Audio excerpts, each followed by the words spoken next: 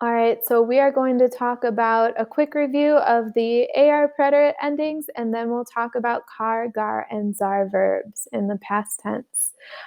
So some examples. Yo compré mis pantalones en internet. ¿Y tú? ¿Dónde compraste tus pantalones? ¿Dónde compró J-Lo su sudadera? J-Lo compró su sudadera en pink. ¿Dónde compraron tú y tus amigos los zapatos? ¿Dónde compraron los zapatos tú y tus amigos? Mis amigos y yo compramos los zapatos en DSW. Ok, vamos a ver las terminaciones. AR, preterite, we have aste, o, amos, aron. Hopefully this is a review a little bit. Aste o amos aron.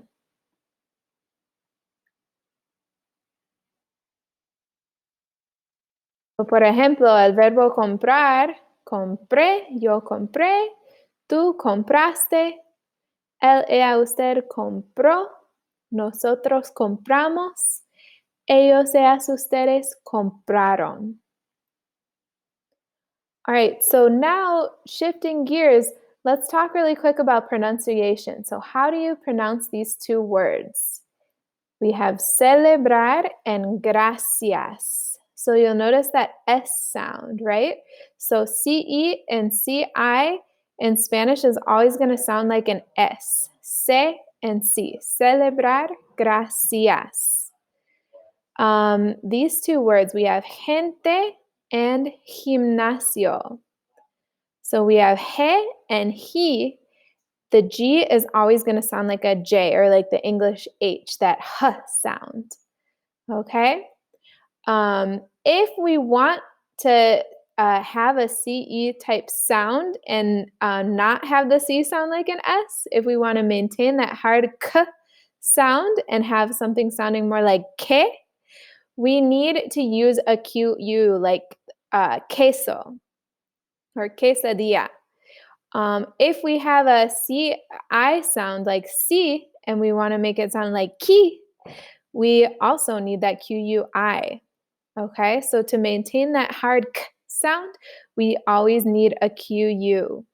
Okay, for the GE, if we have a he and we want to make it sound like ge, we need a GUE, like the word guerra. That means war in Spanish, guerra. If we have a GI and we want it to sound like gi, we need a GUI, like the word guitarra. That U is going to make that G maintain its hard G sound. So we need that U in there. Okay? In English, we kind of have this too, right? We have words like cement and cinema, where that CE and the CI, the C sounds like an S. And we have words like gem and gin, where there's a GE or a GI and the G sounds like a J. So it's kind of similar to English, but English has a lot more exceptions. In Spanish, that's the rule and there are no exceptions. So that's kind of cool. All right, so what does this have to do with preterite conjugations? Well, we run into issues with that yo form and only with that yo form because we have that E, right? So if we have a verb like pagar and we want to put it in the yo form, normally we just add the E, right? But then we would end up with paje, right? That GE, the G sounds like an H. Paje just sounds weird and it's nothing, it doesn't sound like pagar, right? We need that G sound for it to sound like pagar. So we have to add a U. We have to do yo pagué. Same with a car verb like buscar. If we just add the E, we end up with busé, which sounds weird. We want busqué, so we need that QU. So it becomes busqué. Same with llegar. If we just add the E at the end, we end up with yeje, which also sounds weird. We want to add that U so it can sound like llegué. Okay? And then same with practicar. We end up with practice. We want to change it. We want to end up with practique. with that Q-U-E like queso. Okay? Muy bien. So all of these are gar and car verbs. We have pagar, buscar, llegar, practicar.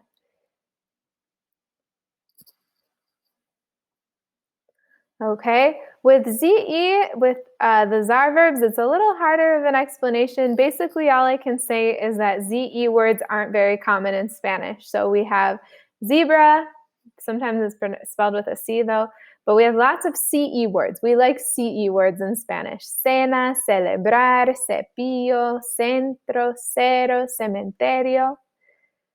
Okay, so we like CE better, that's all. So in preterite conjugation, the ZE becomes CE. So again, we have that, that yo form. That's the only one we're worried about. We have almorzar, to eat lunch. If you want to say I eat lunch, you end up with almorcé, but we need to change it to a C, almorcé. Okay? Aterrizar, to land, like to land a plane, we come up with aterricé. But we like CE better, so we'll do aterricé. Okay? Empezar, to begin. I began the class. You will automatically get empecé, but we like CE better, so we get empecé. And then comenzar, to begin. I began the homework. We get comencé, but we'll switch it out for a C, comencé. So all of these verbs end in zar, so these are all of our zar verbs. Estos verbos se llaman zar. All right, and the important thing to remember is that they're only weird in the yo form. So the car verbs become que, but only in the yo form. The rest of the verbs are totally normal. There's no QU anywhere else to be seen. We just have practicaste, practicó, practicamos, practicaron. For our gar verbs, the yo form is ge, pagué, but in all of the other forms, totally normal. Pagaste, pagó, pagamos, pagaron. And then same with zar verbs. We have that si in the yo form, almorcé, but in all of the other forms, it's completely normal. Almorzaste, almorzó, almorzamos, and almorzaron. Okay, so remember, only in the yo form. For the car verbs, we switch it out with que. For the gar verbs, we switch it out with ge, G-U-E. And for the zar verbs, we switch it out with a C-E. All right? Listo. So I hope this helps explain. And then we want to be working on pages 13 through 15 of your digital notebook. And I think that'll help things come together a little more. All right, feel free to let me know if you have questions or attend AM support. I am happy to help. Adios.